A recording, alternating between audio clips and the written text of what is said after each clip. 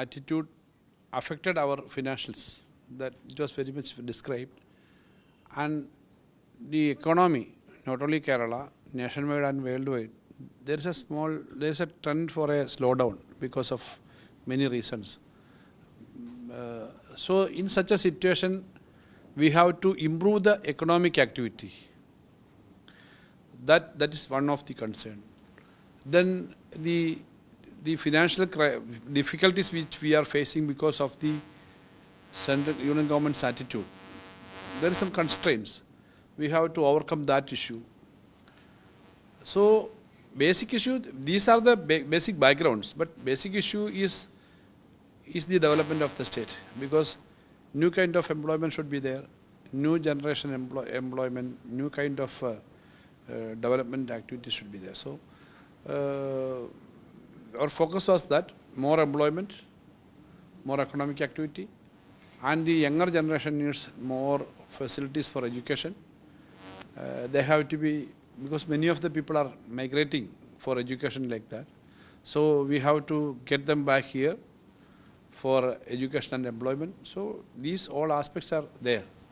So Kerala's development, Kerala's achieved goals, that we have to go further. So we have to advance further.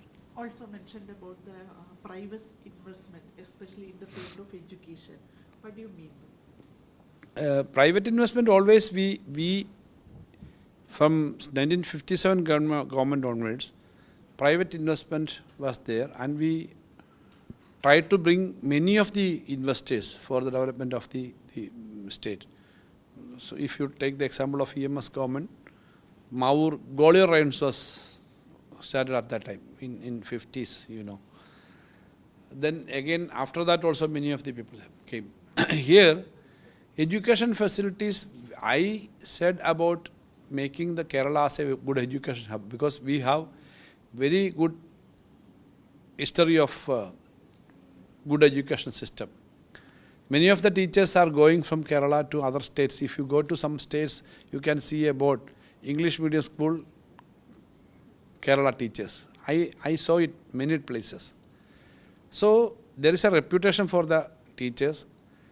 Good education institutions are there. So if we are getting some of the students from other parts of the country to the state, it will be very good. And they will also get good education, because this is a place where the climate is very good. The total social condition, the total situation of the state, everything is good. So that way it can be a very good education hub. And more than that, many of our students are going abroad for education and employment. So if good education facilities are here, we can attract more students for Kerala education. And at the same time, not only in education, the employment generation also is very much necessary for containing or bringing people from other parts to here. So these aspects are there. That is why health, education, all these sectors, we are trying to bring more and more investment. Also, Vizhinjam was also highlighted as a gateway of development. And you have mentioned about this adopting China's model of this development. So that I mentioned something, because China is an independent country which they can do. We are part of. We are having some kind of schemes, but I said we can have some special areas for development, which is under our system, Indian system. It is there. So there we can invite people to invest. NRKs are there, NRIs are there. Foreign companies can come, but ease of doing business should be there. It should be protected. So through that we can develop, because Vizhinjam is there, one of the very big ports in the world. It will be one of the very big ports in the world. So related to that port, we can have a lot of developmental activities. New industries can come, logistics centers can come, food processing zones can be there, residential complexes can be there. So a lot of possibilities are there. That is an area where we have to invest and we have to do something more. Also, sir, that after that Kerala announced the protest in Jandar Mandar against the negligence of center, government in allocation of funds, GST compensation share, getting GST compensation share. So, how do you see that? That agitation we planned earlier, it is part of a continuous campaign and agitation. Navakerala Sadas program, we had a very big statewide program there. We describe about the situation, what development we are achieved, what we are going to do, and what is the difficulties we are facing regarding the union and the state, how the allocation from the state is not coming properly, what are the areas of curtailment of revenue allocation. So all these issues were there, and we decided to go to Delhi because naturally we have to go to Delhi for raising the issue of center-state relationship, and especially in the question of fiscal federalism. That is why we raised this issue and we decided to go there. And this is an area where a lot of discussion is to be done. A lot of positive attitude is to be taken by the union government.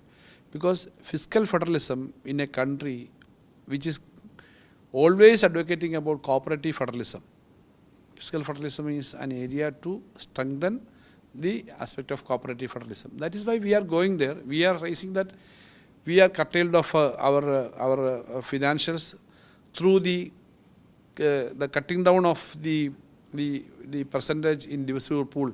We were getting at the time of 10th Finance Commission around 3.8% of the total divisible pool. Now we are getting only 1.9%. And we were getting some revenue deficit grant. It is already now from this year it is completely finished. Next year onwards we are not getting it. Then GST, after the introduction of GST, the real income of the states are affected very much. So we are having some complaints regarding that. So we are saying this with proper documents.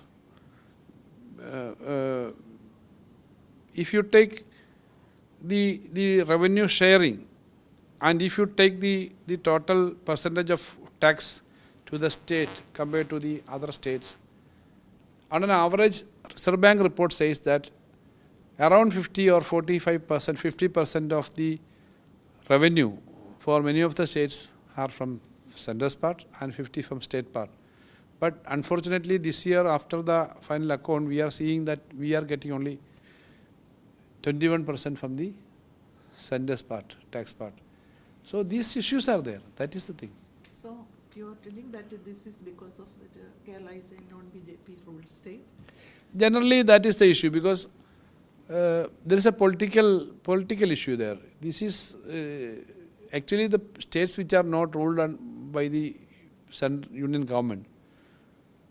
There is some kind of this kind of discrimination. That is what we feel. I feel that is why I said this is political that way. It is actually the difference is BJP ruled states and non-BJP ruled states. This is the issue. That is what we feel. I think union government will take positive steps to resolve this issue because for strengthening our federal structure, cooperative federalism, these issues is to be resolved through proper by giving justice, by resolving the issues.